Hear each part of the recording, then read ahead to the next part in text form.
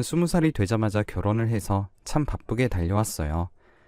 아무것도 없이 빈손으로 덜렁 남편과 결혼을 해서 신혼 때는 참 잠도 제대로 못 자고 남편도 저도 쉴 새 없이 일을 해서 돈을 모으기 급급했습니다. 남편은 삼형제 중에 막내였었는데 첫째 형은 판사에다 둘째 형은 의사였는데 본인은 영 공부에 관심이 없어서 대학 갈 성적도 안 됐지만 부모님도 남편이 공부를 하지 않았으니 위에 형들처럼 풍족하게 지원을 해주긴커녕 공부도 안 할 바엔 집에서 나가서 살라며 20살이 되자마자 내쫓기듯이 집에서 나와서 살기 시작했다고 하더군요. 물론 그 과정에서 부모님의 지원도 없었고요. 남편은 그 후로 원양어선도 탔다가 장사도 했다가 온갖 일들을 다 해봤다고 합니다. 그러다 절 만나서 결혼을 했지만 저도 저희 집안도 돈이 없으니 정말 막막했어요. 저희 집안은 제가 중학교 때까지만 하더라도 그 동네에서 가장 잘 사는 큰 2층 집에서 살았었는데 아버지의 사업이 부도가 나는 바람에 순식간에 집이 망해버렸었거든요. 그래서 저도 그 어린 나이부터 이런저런 돈이 될 만한 일들은 모조리 하면서 자라왔습니다. 이런 가난은 최대한 제 아이에게 물려주고 싶지 않았거든요. 그런데 그 와중에 또 아들이 생겨서 아이 분유값과 기저귀 값을 벌려면 저도 집에서 부업을 하고 남편은 하루에 4시간만 잠을 자가면서 돈을 벌었습니다. 그때 당시에는 너무 힘들고 바쁘니 제가 운이 참 나쁘다고 생각했어요. 그런데 아들이 복덩이였는지 아들이 태어나고 나서 남편이 적게 투자했던 것이 대박이 나서 저희도 경제적으로 여유가 생기게 되었습니다. 그리고 남편이 부동산에도 투자를 했었는데 부동산 투자를 하는 것마다 대박이 나서 아들이 중학교를 다닐 무렵엔 저희가 그토록 원하던 여유 있는 가정이 되었죠. 운이 좋았었던 거였어요. 그리고 그 운에는 남편의 성실함도 한몫했습니다. 남편은 결혼을 하고 난 후에 잠을 많이 자봤자 5시간이었습니다. 그 시간을 제외하고선 모두 돈을 벌기 위해 일을 하거나 돈이 될 무언가를 찾아다녔죠. 그런 남편의 성격 덕분에 넉넉하게 살림이 될 수 있었습니다. 부동산 투자로 벌어들인 돈으로 만족하지 않고 작게 사업을 시작해보자고 해서 남편을 믿고 남편과 저는 사업에 뛰어들어서 밤낮이며 사무실이며 집이며 할 것 없이 일에 몰두했어요. 그렇게 조금씩 사업을 키워나가니 15년쯤 되니 그 분야에서 꽤 큰 규모의 사업체로 성장할 수 있었습니다. 아들은 초등학교 때까지는 집이 가난했던 기억이 있으니 집이 여유로워졌다고 해도 사치를 부릴 생각을 하지 않더라고요. 아들도 남편을 닮아 돈이 귀한 줄 알고 검소함이 몸에 배어 있었습니다. 혹시 공부를 하기 싫어하는 것도 남편을 닮으면 어쩌나 걱정도 했었지만 다행히 공부도 곧잘해서 고등학교 내내 전교권을 놓치지 않았죠. 그리고 이름을 대면 누구나 알만한 명문대로 진학했습니다. 아들은 그렇게 대학을 가면서도 한 번도 저와 남편에게 불평하지 않았어요. 그 흔한 사춘기며 고3이며 그런 시기들도 아이가 워낙에 묵묵한 남편의 성향을 꼭 빼다박아서인지 조용히 속썩이는 일 없이 지나갔습니다. 저희는 아들이 명문대에 입학했으니 기념으로 명품 시계와 외제차를 사주겠다고 하니까 아들은 그런 비싼 것까지는 필요 없다면서 굳이 그런 걸로 사람들의 이목을 끌만한 일은 만들고 싶지 않다며 거절하더라고요. 그 후로 아들은 순탄하게 학교 생활을 마쳤고 취직도 순식간에 해냈습니다. 남편과 저는 그냥 저희 회사에 들어와서 일을 배워도 된다고 했지만 아들은 그런 식으로 들어가는 건 공평하지 않다며 다른 곳에서도 일할 자격이 되면 회사에 들어오겠다고 했어요. 저희는 아들의 단호함에 결국 두 손 두 발을 들고 아들이 하고 싶은 대로 두었습니다. 아들의 말에도 일리가 있었으니까요. 아들은 그 뒤로 같은 회사에 다니던 여자와 결혼했습니다. 며느리는 아들처럼 검소하고 생긋생긋 웃으며 참 애교가 많은 친구였어요. 아들은 통 애교도 없고 심지어 웃는 모습조차 자주 보지 못했는데 며느리는 완전히 그 정반대였죠. 그런 모습을 보는데 어찌나 예쁘던지 아들에게 며느리를 소개받고 속전속결로 결혼을 진행시켰습니다. 결혼식을 올리는데 안 그래도 선남선녀인 한 쌍이 꾸며놓고 있으니 제가 다 뿌듯한 거 있죠? 결혼 후 며느리는 저희 집도 자주 찾아와 어찌나 그렇게 애교를 잘 부리는지 남편과 저는 아들네 부부를 보기만 해도 절로 지갑을 열고 용돈을 주려고 안달이 날 정도였습니다. 물론 아들네 부부는 한 번도 그걸 받지 않았지만요. 하지만 그 후로 며느리가 손녀를 낳고 1년도 채 지나지 않아서 아들이 교통사고로 세상을 떠났습니다. 폭주족 때문에 화물 트럭이 급하게 핸들을 꺾다가 저희 아들 차와 부딪혀 사고가 아주 크게 났거든요. 아들은 사고가 있고 12시간도 지나지 않아 뇌사 판정을 받았고 눈과 간 그리고 신장을 각각 기증하고 3명의 목숨을 살리고 저희 곁을 떠났습니다. 저희는 인생을 살아갈 유일한 이유였던 아들이 없으니 남편과 저는 집 밖으로 나가지도 않고 혹시나 자신이 울면 상대방도 울음이 터질까 억지로 참아내며 멍하니 방 안에서 밥도 제대로 먹지 않고 있었어요. 2달을 그렇게 있는데 며느리가 손녀를 데리고 저희를 찾아왔습니다. 그리고 죽은 사람은 죽은 사람이고 자기는 이제 자기 인생을 살아야겠다면서 딸을 데리고 있으면 자기는 새 인생을 시작하지 못할 거라며 저희더러 아이를 부탁한다며 저희 품에 아이를 안겨주더라고요. 아이는 제 품이 낯설었는지 금세 울음을 터뜨리며 자기 엄마 품으로 가려고 발버둥을 치는데 매정하기 짝이 없게 싸늘한 눈으로 자신의 딸을 보더니 그럼 잘 부탁한다면서 그대로 자리를 일어났습니다. 남편과 저는 뭐라도 한마디 할 겨를도 없이 일어난 일에 당황스러워 어쩔 줄 모르고 있었는데 겨우 울음을 그친 손녀가 제 손가락을 잡는데 정신이 번쩍 들면서 손녀를 생각하면 이렇게 살면 안 되겠다는 생각이 들더라고요. 그 후로 저희는 지극정성으로 손녀를 키웠습니다. 어디 가서 부모님이 안 계신다고 기죽지 않게 뭐 하나를 사입혀도 좋은 것들 중에 가장 좋은 것들로만 골라서 입혔어요. 다행히 손녀는 그 누구에게도 기죽지 않고 씩씩하고 활발하게 자랐습니다.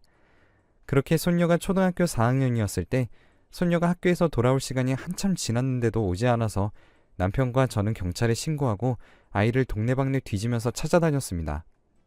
그런데 손녀를 찾지 못해서 큰일이 났다 싶어 발을 동동 구르고 있었는데 저녁이 되자 손녀가 너무 아무렇지 않게 집으로 돌아오더라고요.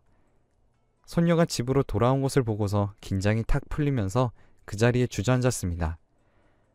남편은 처음으로 손녀에게 언성을 높이며 대체 어디에 있다가 이제서야 들어오냐며 손녀를 다그치자 저희 눈치를 슬그머니 보더니 엄마가 찾아와서 엄마랑 만나고 왔다고 하는 겁니다. 저는 잘못 들은 줄 알고 누구네 엄마냐고 물었더니 자기 친엄마를 만나고 왔다며 다시 한번 또박또박 이야기하는 손녀의 말에 제 귀를 의심했어요. 며느리는 어떻게 손녀의 학교를 알고 찾아간 건지 뻔뻔하게도 손녀를 찾아와 이제 자기와 함께 살고 싶지 않냐면서 물었다는 겁니다. 처음에는 이상한 사람인 줄로만 알고 따라가지 않으려고 했는데 등본과 신분증까지 내밀면서 손녀에게 자기가 친엄마가 맞다며 잠시만 이야기하자고 손녀를 데리고 근처 카페까지 갔다고 해요. 손녀는 친엄마를 처음 만나보는 거니 당연히 궁금해했겠죠. 남들은 다 있는 엄마와 아빠가 늘 자기만 없었으니까요. 얼마나 엄마의 사랑이 간절했을지 알고 있으니 손녀가 따라간 걸 나무랄 수 없었습니다. 손녀를 데리고 간 며느리는 손녀에게 그동안 너무 보고 싶었는데 저와 남편이 그걸 막았다고 하면서 이제는 함께 살자며 손녀에게 거짓말을 했다고 합니다. 손녀는 그 말에 깜빡 속아 넘어가서 저희에게 왜 엄마가 오는 걸 막았냐며 화를 내더라고요. 처음으로 저희를 원망스럽다는 듯한 그 눈을 보는 순간 저는 겁이 났습니다. 아들을 잃고 제가 살아가던 이유였던 손녀마저 이런 식으로 떠나버린다면 정말로 살 수 없을 것 같았거든요. 남편도 마찬가지였죠. 그렇지만 손녀가 저희를 원망하는 채로 저희와 함께 사는 것도 손녀에게는 못할 짓인 것 같기도 해서 친엄마와 함께 사는 게 맞는가라는 생각도 했습니다. 그래서 저희는 손녀를 며느리에게 데려가라고 하기로 결정했어요. 대신에 저희 집에서 2주 동안 머무르면서 손녀를 잘 돌보는지 확인하기로 했습니다. 그리고 손녀와 함께 살아보고 마지막까지도 손녀가 자기 엄마를 따라가고 싶다고 한다면 손녀가 원하는 대로 보내주겠다고 말했죠. 그러자 며느리는 그게 무슨 소리냐며 자기가 자기 딸을 데려간다는데 왜 저희 허락을 받아야 하는 거냐며 날뛰었지만 저희는 그렇게 아니면 절대로 못 데려갈 줄 알라며 어디 한번 소송까지 가보자고 하니 며느리는 꼬리를 내리고 저희 집으로 들어왔습니다. 처음에 3일은 어찌나 자기 딸을 지극정성으로 돌보는지 도자기 다루듯이 손녀를 싸고 돌더라고요. 손녀도 처음 받아보는 엄마의 사랑이 굉장히 만족스러워했고요. 그런데 일주일쯤 지나자 며느리는 본색을 드러내기 시작했습니다. 손녀가 등교를 하고 나면 저와 남편에게 이 정도 했으면 충분히 보지 않았냐면서 이제 그만 딸을 데리고 나가서 살 테니 양육비를 보내달라고 하는 겁니다. 심지어 요구하는 양육비도 한두 푼이 아니었습니다. 저희는 어이가 없어서 지금 손녀를 데려가려는 이유가 고작 돈 몇 푼 때문이냐며 화를 내자 며느리는 뻔뻔하게 그럼 돈이 아니면 자기가 무슨 이유로 데려가겠냐며 어차피 결정은 딸이 하는 거니 당신들 의견은 필요 없다고 하더라고요.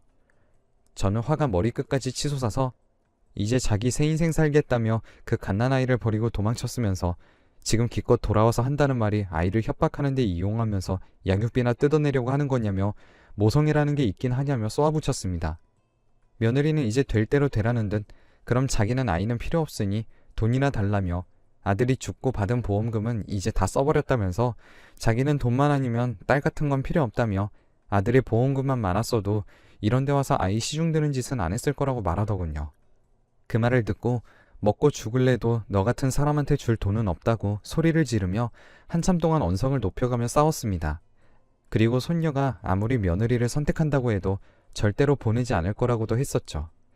그렇게 언성을 높이면서 저와 며느리가 한참 말싸움을 하던 도중에 뭔가가 이상해서 문 쪽을 바라보니 무슨 일인지 아직 학교에 있어야 할 손녀가 현관문에서 울먹이면서 저희를 바라보고 있는 겁니다. 열이 너무 많이 올라서 급하게 조퇴를 하고 집으로 온 손녀가 집에 도착하자마자 저희가 싸우는 소리를 듣고 모든 사실을 알아버린 거죠. 며느리는 손녀를 보고 당황했는지 한참을 쏘아대며 말하던 사람이 꿀먹은 벙어리처럼 아무 말도 못했고 순식간에 집안은 정적에 휩싸였습니다. 손녀는 저와 며느리를 번갈아 쳐다보다 순식간에 뒤돌아 집 밖으로 뛰쳐나갔어요. 며느리는 그걸 보고서 다 망했다며 자기 짐을 싸들고 나가버렸습니다.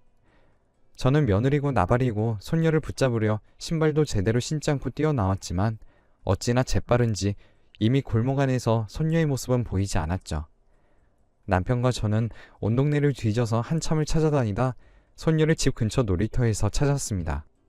갈 곳이 없어 어디 멀리는 가지 못하고 미끄럼틀 밑에서 쭈그리고 앉아 눈물을 흘리고 있더라고요. 어찌나 서럽게 우는지 지금까지 그렇게 운 적이 없던 아이가 숨이 넘어갈 정도로 울고 있는데 그 모습을 보니 제가 더 미안해져서 선뜻 다가갈 수도 없었습니다. 한참을 그렇게 바라만 보고 있다가 손녀가 울음을 겨우 그치며 절 발견했어요. 절 발견하자마자 다른 곳으로 또 도망가려고 하더라고요. 제가 뒤돌아 도망가려는 손녀의 이름을 부르자 손녀는 움직임을 멈추고 그 자리에 섰습니다.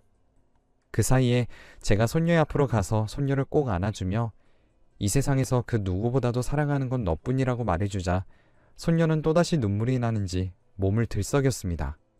저도 눈물이 차오르는 것을 겨우 막고 손녀를 토닥이면서 다른 아이들이 엄마며 아빠며 할머니 할아버지가 사랑해주는 것보다 제가 미영이를 사랑하는 게 더 클 거라면서 다른 아이들이 나눠서 받는 사랑을 제가 한 번에 다 주겠다며 저에게 기회를 줄 수 있겠냐고 하니 그제서야 손녀는 겨우 울음을 그치고 한마디 꺼냈습니다.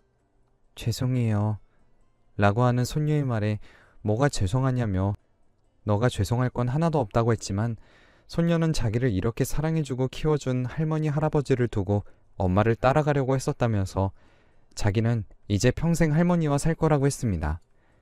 그 말을 들으니 저도 눈물을 참을 수가 없더라고요.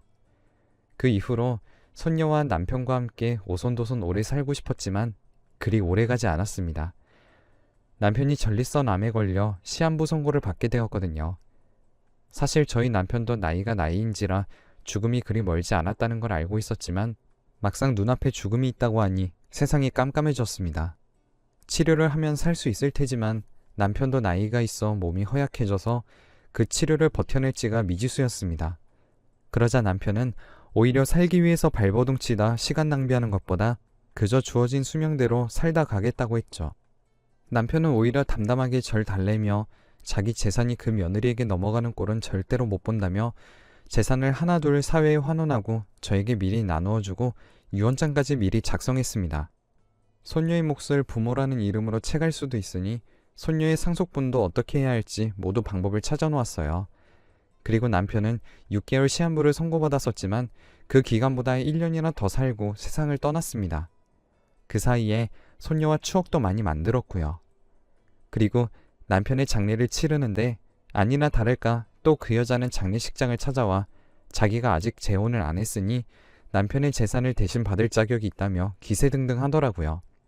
그러면서 재산도 상속받을 테니 마지막 가시는 길은 도와드리겠다며 조문객들 테이블에 서빙도 하고 혼자 북치고 장구치며 온갖 일들을 나서서 했습니다. 저는 그 모습마저도 보고 있으니 화딱지가 났지만 남편의 마지막을 소란스럽게 만들고 싶지 않아서 조용히 분노를 삭혔죠. 그리고 이제 유언장이 발표되자 그 여자는 내용을 들을수록 새하얗게 질려갔습니다.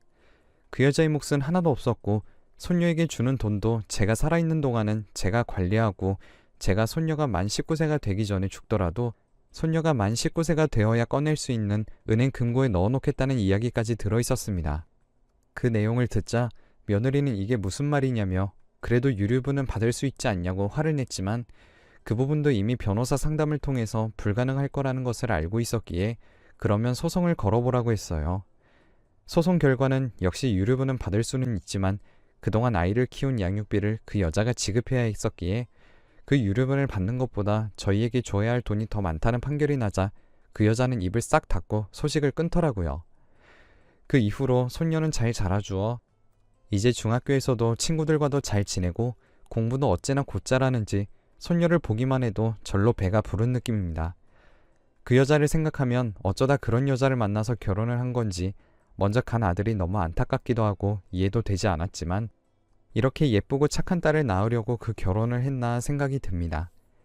그 이후로 저에게 종종 돈 좀 줄 수 없냐며 모르는 전화번호로 연락이 오기도 하는데 어디 돈을 잘못 끌어다 썼는지 매번 잘못했다며 자기 빚만 갚아달라며 저에게 사정하기도 했지만 손녀에게 한 짓만 생각하면 끔찍해져서 매번 단번에 다신 연락하지 말고 돈을 갈아서 버리는 한이 있어도 당신한테는 줄 돈 없다고 말하는 것이 몇 번 반복되다 보니까 포기했는지 1년 전부터는 이제 그런 연락조차도 없네요.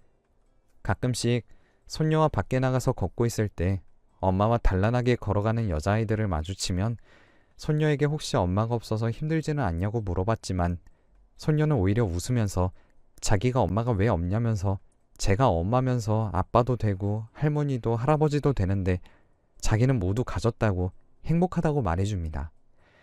그런 손녀의 대답에 저도 절로 미소가 지어지더라고요. 제 인생이 앞으로 얼마나 남았는지는 모르겠지만 제 소원은 딱 손녀가 대학도 가고 취업도 하고 결혼하는 것까지 보고 편하게 눈을 감은 뒤 남편이 있는 곳으로 가는 거예요. 젊었을 적에는 참 운이 없는 사람이라고 생각했는데 저는 참 운이 좋은 사람이었습니다.